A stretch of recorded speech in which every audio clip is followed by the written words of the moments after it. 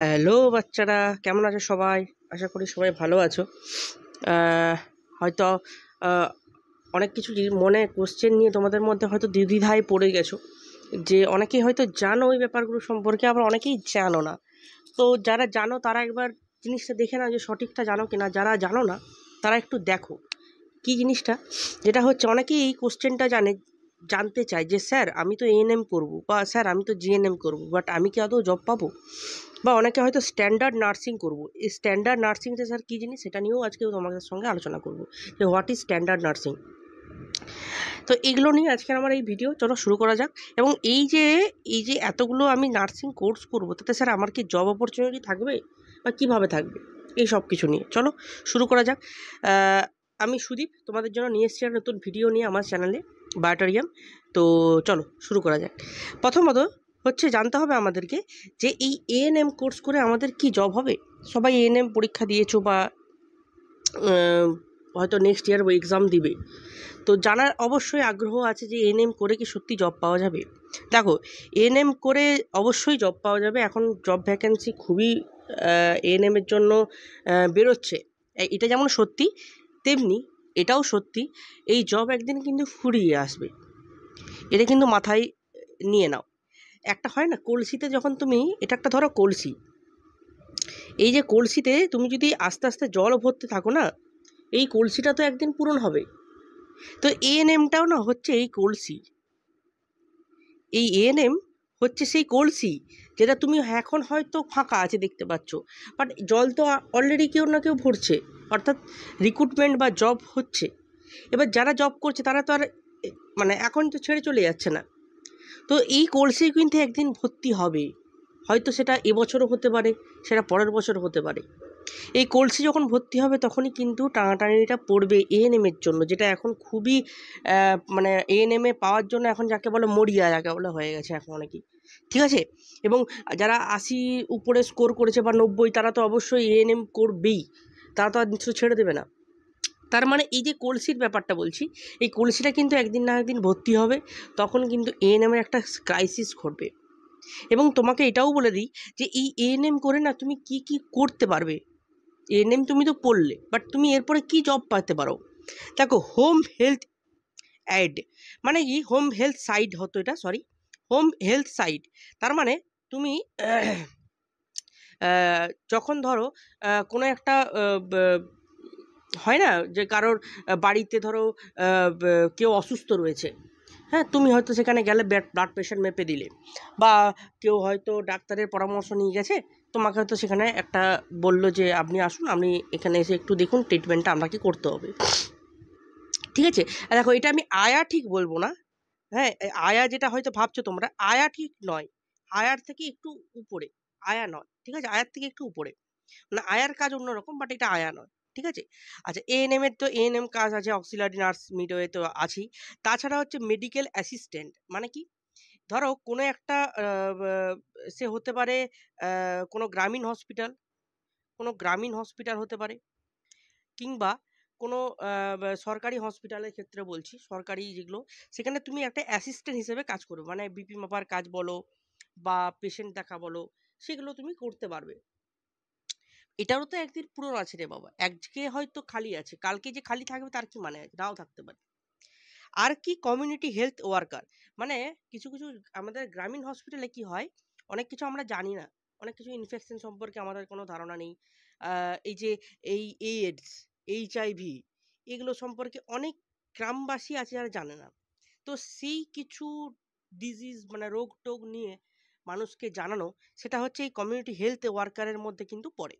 মানে কমিউনিটি হিসেবে তুমি কিভাবে, হেলথ ওয়ার্কার হিসেবে তুমি কিভাবে জিনিসগুলোকে মেনটেন করছো, এটা হচ্ছে ব্যাপার, ওকে। তো এইটা কি, তুমি এএনএম করে এটা তুমি চান্স পাবে। তাহলে এএনএম করে তুমি আশা করি বুঝতেই পেরেছো, তুমি যদি এএনএম করো, তুমি এই যে জব ভ্যাকেন্সিগুলো দেখতে পাচ্ছ, এই জব ভ্যাকেন্সিগুলো তুমি অ্যাপ্লাই করতে পারবে এবং তুমি সেখানে নিযুক্ত হবে, বুঝতে পেরেছো। তাহলে তোমার যে স্প্রেড, তুমি যে যতদূর তোমার জব তুমি করতে পারবে, সেটা হচ্ছে তুমি এই এরিয়াতে, অর্থাৎ গ্রামীণ হসপিটাল বা কিছু কিছু যে সাব ডিভিশনাল হসপিটাল আছে, সেখানে তুমি অ্যাজ এ মেডিকেল অ্যাসিস্ট্যান্ট হিসেবে কাজ করতে পারবে, বা অ্যাজ এ গ্রামীণ হসপিটালে তুমি এই কমিউনিটি হেলথ ওয়ার্কার বা হেলথ অ্যাসিস্ট্যান্ট অফিসার হিসেবে, মানে বেন বলতে গেলে তুমি ওই অফিসিয়াল কাজ যেগুলো আছে তুমি সেইগুলো নিয়ে তুমি কিন্তু কিছু কাজ করতে পারবে। এটা হচ্ছে তোমার এখানে মেন কাজ, মানে এএনএমের ক্ষেত্রে মেন কাজ অফিসিয়ালি।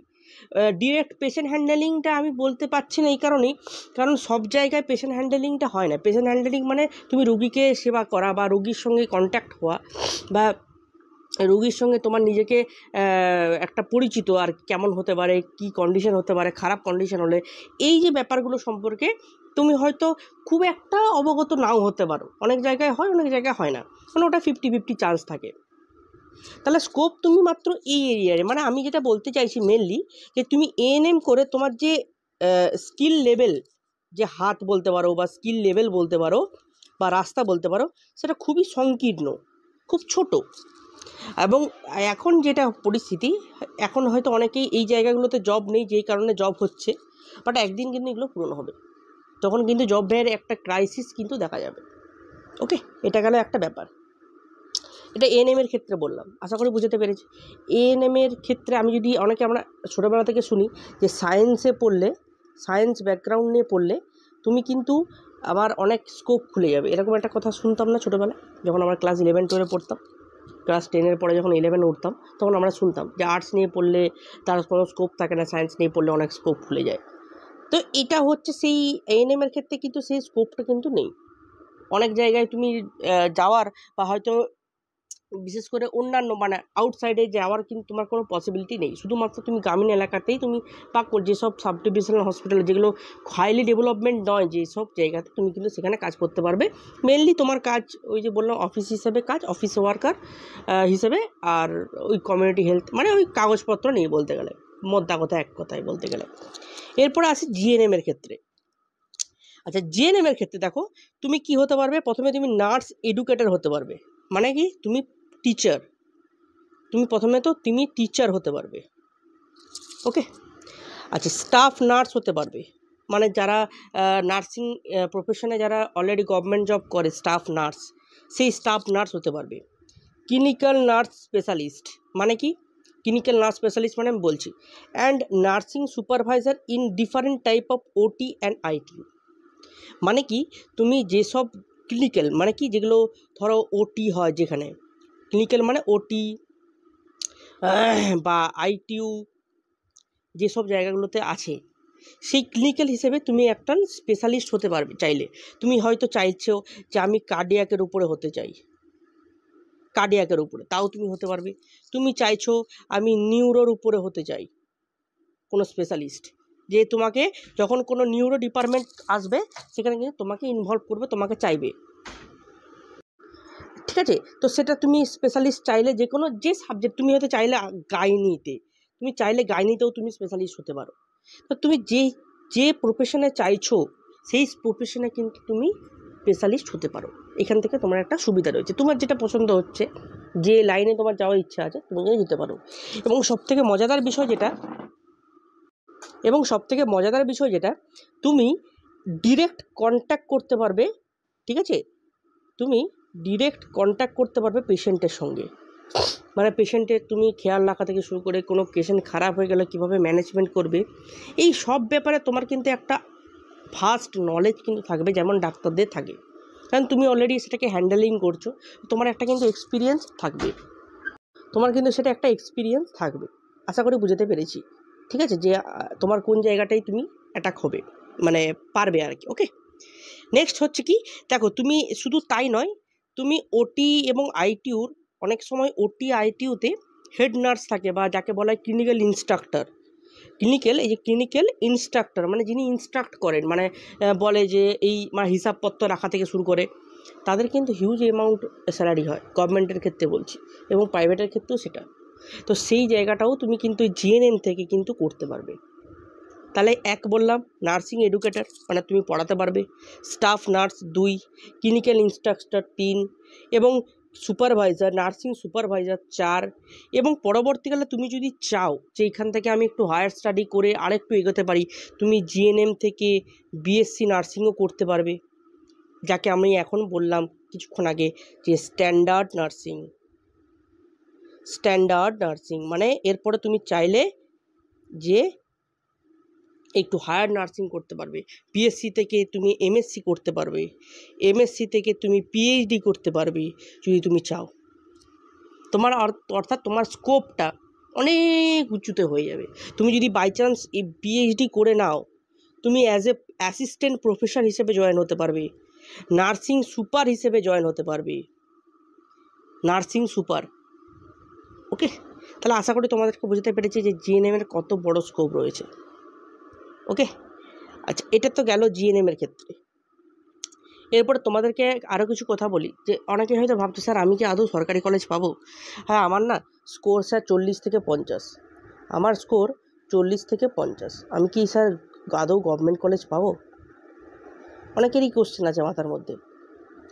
আমি তোমাদেরকে একটা কথা বলি, দেখো যাদের স্কোর 40 থেকে 50 তারা মানে হচ্ছে আর কি, একটা প্রভিশনাল হিসেবে আর কি বলছি, তাদের স্কোর হচ্ছে, তাহলে নিশ্চয়ই র্যাঙ্কটা অনেক বেশি মানে যাবে। তো তোমরা অ্যাটলিস্ট মন খারাপ করো না। সবাই যদি ভাবো যে আমি একবারেই চান্স পেয়ে যাবো, না তোমাদের স্ট্রাগেলটা কোথায় গেল এটা একটু ভাবো তো। তোমরা যে এত পরিশ্রম করেছো, হয়তো তোমাদের পরিশ্রমের মাঝখানে কোথাও না কোথাও খামতি রয়েছে, সেই খামতিটাকে এবছর তোমার কাছে একটা সুযোগ রয়েছে, এবং তার সঙ্গে আমি তোমাদেরকে একটা সুযোগ করে দিচ্ছি। 2025-এ আমি অলরেডি ব্যাচ লঞ্চ করতে চাচ্ছি, ঠিক আছে, 2025-এর জন্য, এবং আমি তোমাদেরকে ফিজিক্স এবং বায়োলজি তোমাদেরকে আমি পড়াবো, ফিজিক্স এবং বায়োলজি তোমাদেরকে পড়াবো। যারা ইন্টারেস্টেড আছো, এই গ্রুপের ডেসক্রিপশনে আমার একটা লিঙ্ক দেওয়া আছে গ্রুপে, ঠিক আছে, ওই গ্রুপে জয়েন হয়ে যাও। আমি কবে থেকে স্টার্ট করব, কত কোর্স ফিস, আমি ওখানে সব ডিটেলসে আলোচনা করব, ঠিক আছে। যারা জয়েন হতে চাইছো, এবং তাই নয়, এবং আমি এই ইদানিং যারা কাউন্সেলিং করতে চাইছো তার রিলেটেড যদি কোনো কোয়ারি থাকে সেটাও অবশ্যই বলবে। এবং কারো যদি কোনো মনে হয় কোশ্চেন যে স্যার আমার দ্বারা সত্যি কি হবে, স্যার আমি কি সরকারি কলেজ পাবো, বা সরকারি কলেজ পড়ে কি স্যার আদৌ কোনো সুবিধা হবে, এসব আমি কিন্তু তোমাদের সঙ্গে আলোচনা করব ফেস টু ফেস। ওকে, তো গ্রুপে জয়েন হয়ে যাবে, আমি সেখানে তোমাদের থেকে আলোচনা করব। আচ্ছা, আরেকটা কথা বলি, আমি আমার নাম্বার দিয়ে রাখছি, যদি কোনো তোমাদের কোনো মনে যদি কোনো সংশয় থাকে অবশ্যই আমাকে ফোন করে জানতে পারো, বা SMS করেও জানতে পারো, ঠিক আছে। স্যার আমি কি পাবো, ঠিক আছে, 9064476305 এই নাম্বার আমার হোয়াটসঅ্যাপ রয়েছে। তুমি আজ চাইলে টেলিগ্রামে আমাকে জয়েন হয়ে যেতে পারো, ওখানেও আমাকে কন্ট্যাক্ট করতে পারো। আচ্ছা, তাহলে দেখো আমি যেটা বলছিলাম, যাদের 40-50 হয়েছে, হ্যাঁ, এই স্কোরটা রয়েছে, তাদেরকে বলছি তোমরা পড়াশোনা চাইলে স্টার্ট করে দাও, তোমরা চাইলে পড়াশোনা কিন্তু স্টার্ট করে দাও। কারণ দেখো, হয়তো তোমরা রেজাল্ট বেরোবে, তারপরে তোমাদের মন খারাপ হবে, কাউন্সেলিং করাবে, হয়তো হবে না, তার থেকে এটাই ভালো নয় তোমরা পড়াশোনা শুরু করে দাও। আর এমন তো নয় পড়াশোনা করলে কারো ক্ষতি হবে, কারোর তো ক্ষতি হচ্ছে না, শুরু করে দাও। তোমার যদি সত্যি সত্যি একটা ম্যাজিক হয়, অনেক সময় ম্যাজিক হয়, স্পট রাউন্ডে অনেক সময় ম্যাজিক হয়, বাট সেটা সবসময় যে হবে তার কোনো মানে নেই, ঠিক আছে। এটা হয়তো আগের বছর কিন্তু হয়নি, বাট তার আগের বছর কিন্তু 2022 সালে একটা ম্যাজিক হয়েছিল ঠিকই, যে তারা 23,000 র্যাঙ্কেও কিন্তু অনেকে জব পেয়েছিল, এই চান্স পেয়েছিল গভর্নমেন্টে। বাট সেটা যে সববারই হবে তার কোনো কিন্তু মানে নেই, এই বছরই হবে, আগের বছর কিন্তু সেটা হয়নি। তো অতএব এই বছর যে হবে তার কোনো সিউরিটি নেই, কোনো চান্সও নেই, ঠিক আছে। তো এই জিনিসটা কিন্তু একদম মাথায় ভেবে যেও না যে আমার স্যার 40-50 স্কোরে আমি কিন্তু একটা গভর্নমেন্ট কলেজ পেয়ে যাব। খুব খুব ক্ষীণ, মানে আমি আশাটাও বলবো রাখতে না, এটাও বলতে পারছি না, বাট আশাটা রাখাটা হচ্ছে খুব ক্ষীণ, ঠিক আছে। তোমরা চাইলে কিন্তু পড়াশোনা শুরু করে দিতে পারো, এবং আমার সাথে কন্ট্যাক্ট করতে পারো 2025-এর জন্য। বায়োলজি আর ফিজিক্সে তোমাদের যে নাম্বারটা আমি টার্গেট নিয়েছি, যেটা তুলবো এবং তুলেই ছাড়বো, ঠিক আছে, সেটা আমি কিন্তু করেই দেখাবো, ঠিক আছে। যাই হোক, আর আরেকটা যেটা কোশ্চেন সেটা হচ্ছে, অনেকেই জানো যে আরজি কর নিয়ে অনেক প্রতিবাদ চলছে, এবং আমিও সেটার বিরোধিতা করছি, ঠিক আছে। অবশ্যই যে যিনি আমাদের দিদি ছিল, সেই দিদির দোষীদের অবশ্যই শাস্তি দেওয়া হোক, আমি অবশ্যই এই জিনিসটা নিয়ে আমি তোমাদেরকে বলছি, আমিও চাইছি মন থেকে যে হ্যাঁ সত্যি যেন দোষীরা শাস্তি পায়। পরক্ষণে আরেকটা জিনিস ছাত্রছাত্রীদের মধ্যে এইটা উঠে আসছে যে স্যার আমি কি আরজি কর রাখবো, বা অনেকেই হয়তো ভাবছো যে যদি স্যার রাখি আমি অনেক শেষের দিকে রাখবো। যাদের সত্যি কথা বলছি, এই যে জিনিসটা হয়েছে আজকে, এই আরজি কর ঘটনাটা যার জন্য আজকে চারদিকে তোলপাড় হয়ে গেছে, তোমরা হয়তো ভাবছো যে আমি শেষের দিকে রাখবো যদি না হয়, তুমি রাখবে না। আমি হয়তো ভাবলাম 100টা ক্যান্ডিডেট রাখবে না, রাখলো না প্রথমের দিকে, শেষের দিকে রেখেছে, প্রথমের দিকে রাখলো না। বাট 101 থেকে 151 অবধি ক্যান্ডিডেট সে তো রাখবে প্রথমের দিকে, কারণ সে তো চাইবে যে আমি ওই কলেজটাতে পড়ি। ঘটনা, এরকম ঘটনা তুমি বলো আজকে কোথায় ঘটবে না? পিজিতে ঘটবে না? এনআরএসে ঘটবে না? সিএনএমসিতে ঘটবে না? কোথায় ঘটবে না বলতে পারবে গ্যারেন্টি দিয়ে? বলতে পারবে না। অতএব নিজের সেফটি নিজের কাছে, তোমাকে নিজেকে বেরিয়ে আসতে হবে। অনেক অনেক স্মার্ট উপায় আর রয়েছে বেরিয়ে আসা, ঠিক আছে? তো আমিও তোমাদের সঙ্গে এটা নিয়ে অনেক ক্লাস করি, অনেক গল্প করি যে এই সব ছোটো ছোটো বিষয়ে আমরা যদি কোনো প্রবলেমে পড়ি, এই সব বিষয়ে কীভাবে স্মার্টলি বেরিয়ে আসা যায়, খুব স্মার্টলি। এবং সত্যি কথা বলছি, স্মার্টলি বেরিয়ে আসতে গেলে অনেক ছোটো ছোটো জিনিস আছে যেটা তোমাকে শিখতে হয়। আমি কিছু কিছু যেগুলো আমার ছোটো ছোটো অভিজ্ঞতা রয়েছে সেগুলো তোমাদের সঙ্গে আমি শেয়ার করব। এখানে তো আসলে অতটা শেয়ার করলে ফাস্ট হয়ে যাবে, তো আমার গ্রুপে লিঙ্ক দেওয়া রয়েছে, আমি মাঝে মাঝে ক্লাস করে এবং সেই যে ছোটো ছোটো অভিজ্ঞতা বা ছোটো ছোটো বিষয় আমি কিন্তু শেয়ার করি, যেটা তোমাদের ইন ফিউচার কিন্তু কাজে লাগবে যখন তোমরা ডিউটি করতে যাবে বা যেখানেই কিন্তু ডিউটি কিন্তু করতেই হবে। তোমরা হয়তো ভাবছো যে আরজি করে পড়বো না বলে আমি ডিউটি হবে না, এটা কিন্তু একদম ভুল ধারণা। তুমি যেখানেই পড়বে তুমি সেখানেই কিন্তু ডিউটি করবে, ঠিক আছে? আমার আজকের এই ভিডিওটা এই অবধি ছিল, ঠিক আছে? অতএব এটা অবশ্যই ভেবো না যে স্যার আমি আরজি করটাকে শেষের দিকে রাখতে পারো, সে অসুবিধা নেই, বাট তুমি রাখবে না, বাট তোমার পরের ক্যান্ডিডেট সে কিন্তু প্রথমের দিকেই 2 নম্বরে কিন্তু এই কলেজটাকে রাখবে, কারণ সে অবশ্যই চায় যে আমি আরজি করা যাতে হোক। আমি বলছি আরজি করে একটা ঘটনা পুরো আরজি করকে নির্ধারণ করতে পারে না। আরজি করে কিন্তু is the best college of the নার্সিংয়ের জন্য ইজ দ্য বেস্ট কলেজ, এবং এখান থেকে যারা যারা বেরোয় জব কিন্তু পায়, আমি দেখেছি, ঠিক আছে? অতএব এই চিন্তাভাবনা আমার একদমই মাথা থেকে উড়িয়ে দাও যে আমি আরজিকর রাখবো না বা আরজিকর শেষের দিকে রাখবো, ঠিক আছে? যারা এই ভয় পাচ্ছ, এই ভয় ভিত্তিহীন, কোনো মানে নেই ভয়ের। তুমি রাখবে না, তোমার পরের ক্যান্ডিডেট সে কিন্তু ডিগ্রি করবে, তুমি কিন্তু চান্স পাবে না, তোমার পরের ক্যান্ডিডেট কিন্তু ঠিক চান্স পাবে, সে কিন্তু জব করবে, তুমি কিন্তু দেখবে তাকিয়ে তাকিয়ে কেন আমি ওই সময় রাখলাম না। অতএব এই জন্যই বলছি, ওই মাথা থেকে এই চিন্তাভাবনা ছাড়িয়ে দাও। এখন একটু প্রবলেমের জন্য এখন একটু উত্তপ্ত হয়ে আছে, একদিন ঠান্ডা হবে এবং একদিন আগের অবস্থায় ফিরিয়ে যাবে আমাদের আরজিকর, ঠিক আছে? তো যাই হোক, অবশ্যই জাস্টিস আমাদের দরকার দিদির, অবশ্যই সেটা তো আন্দোলন চলবে, এবং আমি চাইছি তোমরাও যাতে সেই আন্দোলনে সামিল হও। আমিও তোমাদের সঙ্গে যেমন থাকবো, তোমরাও তেমনি সামিল হও, ঠিক আছে? তো কমেন্টে অবশ্যই লিখে দিও justice, we want justice, we need justice, ঠিক আছে? কমেন্টে কিন্তু লিখে দিও, ঠিক আছে? এবং ডিসক্রিপশন বক্সে আমার গ্রুপের লিঙ্ক দেওয়া রয়েছে টেলিগ্রামে অবশ্যই কিন্তু জয়েন হয়েছে। আজকে এই অবধি, আবার দেখা হচ্ছে নতুন একটা ভিডিও নিয়ে। নমস্কার।